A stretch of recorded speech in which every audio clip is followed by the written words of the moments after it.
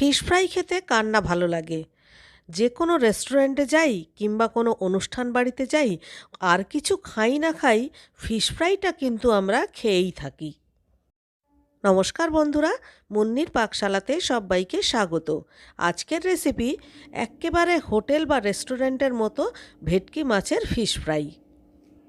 বাড়িতে থাকা উপকরণ দিয়েই খুব সহজেই কিন্তু আমরা একেবারে হোটেল রেস্টুরেন্টের মতোই ফিশ ফ্রাই বানাতে পারি। আসুন তাহলে রেসিপিটা দেখে নেওয়া যাক। ফিশ ফ্রাই বানানোর জন্য আমি এখানে 10 থেকে 12টা ভেটকি মাছের ফিলে নিয়ে নিয়েছি।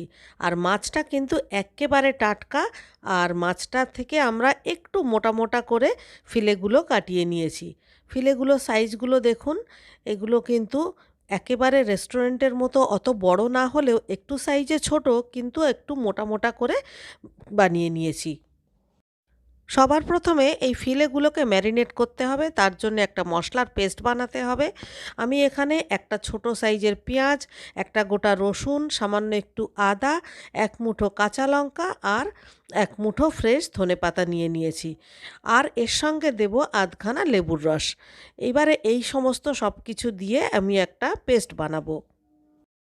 এখন সমস্ত উপকরণগুলোকে একটা মিক্সির জারে দিয়ে একদম ফাইন একটা পেস্ট বানিয়ে নেব। ম্যারিনেশনের জন্য একটা বড় পাত্র নিয়ে তার মধ্যে এই পেস্টটাকে প্রথমে ঢেলে দেব। এরপর এর মধ্যে স্বাদমতো নুন দিয়ে দিচ্ছি। এবারে পেস্টটা ভালো করে হাতের সাহায্যে মিশিয়ে তারপর একে একে ফিলেগুলোকে এর মধ্যে দিতে হবে। এই ম্যারিনেশনটা খুব সাবধানে করতে হবে। ভেটকি মাছ এমনিতেই খুব নরম প্রকৃতির, তাই একসঙ্গে সমস্ত ফিলেগুলো দিয়ে চটকালে হবে না, তাহলে কিন্তু মাছগুলো ভেঙে যেতে পারে বা ছিঁড়ে যেতে পারে। তাই একটা একটা করে দিয়ে সাইডে রেখে রেখে সমস্ত ফিলেগুলোতে এইভাবে ম্যারিনেট করে নিতে হবে।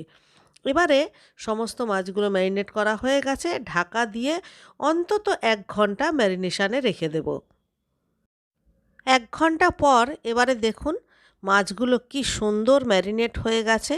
এবারে ফিশ ফ্রাইগুলো বানিয়ে নেব। একটা বড় দেখে থালা নিয়ে নিলাম আর একটা ছড়ানো বাটি।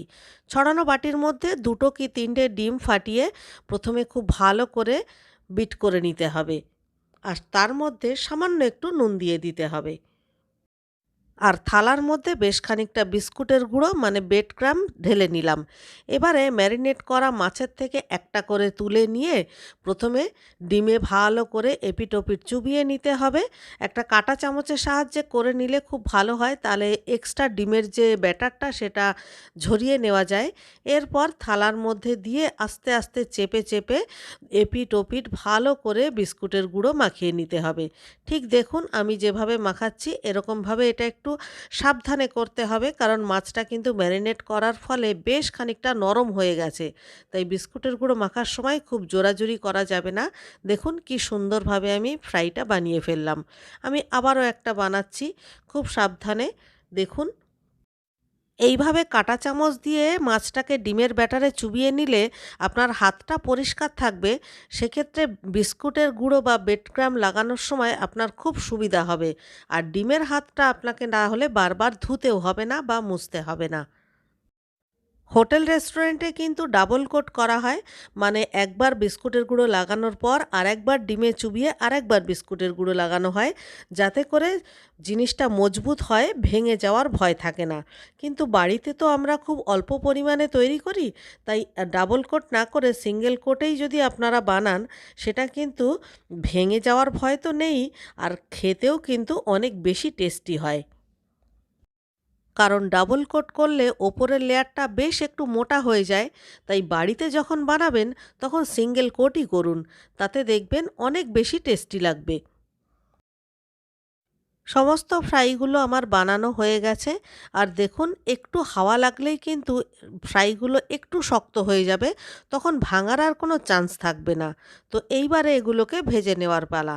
আমি একটা ফ্রাই প্যান বসিয়ে দিলাম আর তার মধ্যে একটু যথেষ্ট পরিমাণে সয়াবিন তেল দিয়ে দিলাম। আর তেল যখন মাঝারি হিট হবে তখনই কিন্তু আস্তে করে ফ্রাইগুলোকে দিয়ে দিতে হবে। ফিশ ফ্রাই ভাজার সময় তেল কিন্তু কখনোই খুব বেশি গরম করবেন না, তাহলে দেওয়ার সঙ্গে সঙ্গে ওপরটা লাল হয়ে যাবে আর ভেতরটা কাঁচা থেকে যাবে। তাই তেলটা যখন মাঝারি হিটে থাকবে তখনই ফ্রাইগুলোকে আস্তে আস্তে ছাড়তে হবে।